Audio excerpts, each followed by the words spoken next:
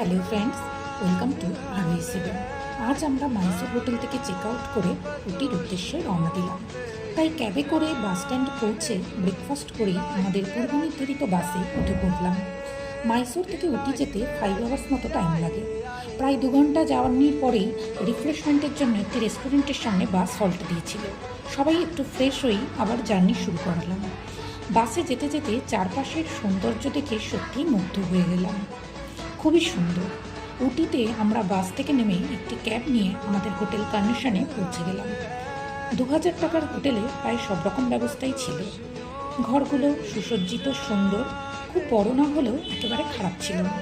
টয়লেটটাও বেশ ক্লিন এবং সব রকম ব্যবস্থা সেখানেও ছিল।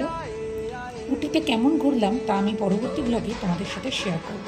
আজকের ব্লগটি কেমন লাগলো অবশ্যই কমেন্টে জানাবে বন্ধুরা।